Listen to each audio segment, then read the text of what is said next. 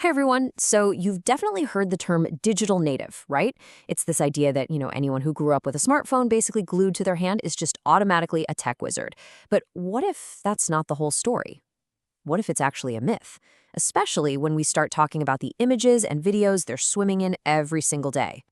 I mean, we just kind of assume that because they're constantly surrounded by screens, they must be experts at understanding and creating images. It just feels logical.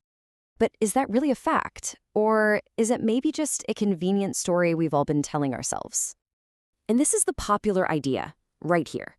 The theory is that digital natives just have this built-in intuitive knack for visuals, that they can look at an image and just get it effortlessly, and that they can express themselves with pictures and video just as naturally as they can with words.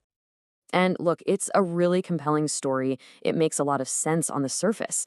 But, like with any big claim, you've got to ask, where's the proof? Where's the evidence? Let's get past the stories and the anecdotes. What does the actual research say? Well, this is exactly where a researcher named Eva Brumberger stepped in. She decided to put this idea to the test, to actually conduct a study to get past all the hype and see if this generation is really as visually literate as we all assume. Okay, so to really test this, we first need to get on the same page about what visual literacy even means. And it's really a two-part skill. It's not just about passively looking at images. You have to be able to interpret them, to read them. And, just as important, you have to be able to create them, to write with them. The study looked at both of these things. So how'd they do it? Well, the study surveyed 485 college students, all between the ages of 18 and 23, and they were asked about everything from how confident they felt using design software to their habits with digital cameras, and even their ability to critically analyze a photograph. All right, so let's dig into the findings. Let's start with that first part of visual literacy, the ability to create. Are these so-called digital natives actually skilled producers of visual content? This right here perfectly illustrates one of the first big findings, a huge majority. We're talking 82% of these students use a digital camera. But here's the kicker. Access does not equal expertise.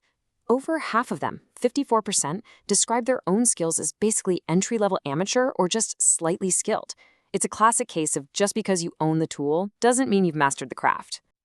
Okay, so what about software skills? Let's take something like PowerPoint, right? It's something they use all the time for school, so they feel pretty confident. A full 75% see themselves as skilled. And yeah, that totally makes sense. But watch what happens when we move to more specialized creative tools. The confidence just plummets. With photo editing software like Photoshop, the number of students who feel skilled drops all the way down to 38%. And get this, 17% have never even touched it. And the downward trend just keeps going. When we get to illustration software, only 18% feel skilled. Meanwhile, a massive 41% have absolutely zero experience. I think we're starting to see a very, very clear pattern here. And boom, here's the bottom. When it comes to actually building websites, over half the students, a whopping 53%, have no experience at all. So the takeaway here is pretty clear, right? When it comes to creating visuals, this whole idea of some kind of natural, broad-based expertise, it just doesn't hold up to the data. Okay.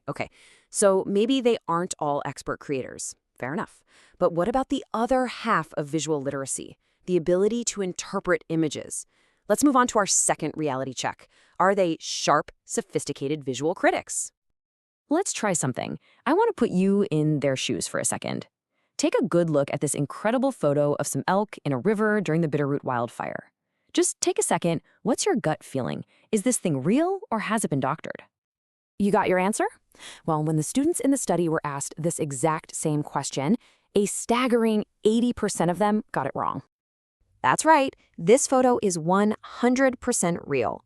It was taken by a Forest Service photographer.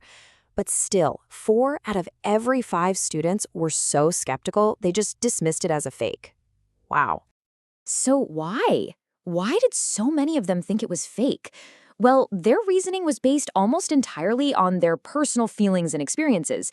Things like the colors are too vivid, or the scene is just too perfect. Some even said it looked like something out of a video game.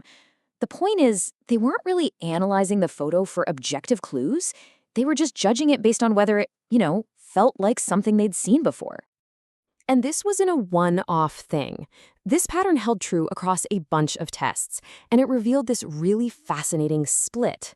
When the students were asked to identify objective facts from photos, like, say, the location or the decade it was taken, their average score was actually below 50%. But when they were asked to identify the subjective tone or the mood of a photo, their scores were way higher. So what's the big takeaway from that? It seems like they were much better at feeling the mood of a photo than they were at finding the facts in it. They could sense the emotion in an image, for sure, but they really struggled to critically read it for objective information. It's like they were feeling, but not necessarily seeing. All right, let's bring it all together. What's the real lesson here? What does all this mean? Well, the data really challenges the very core of that whole digital native myth. The researcher, Eva Brumberger, summed it up with this absolutely perfect analogy. She said, continually listening to an iPod does not teach a person to critically analyze or create music. And that's just so powerful, right? Just because you're constantly consuming something, whether it's music or images or anything else, that doesn't automatically make you an expert at analyzing it or creating it yourself. And really, that's the bottom line. Exposure is not the same thing as expertise. Being surrounded by images just isn't enough. Visual literacy isn't something you just absorb through your skin. It's a real skill. And just like learning to read and write text, it's something that has to be actively taught and practiced. Which, of course, leaves us with a really big, important question. In a world that is just overflowing with screens and visual information, a world where fakes are everywhere and understanding context is absolutely critical, well, just giving people access to technology clearly isn't enough. So we have to ask ourselves, how do we actually teach people how to truly see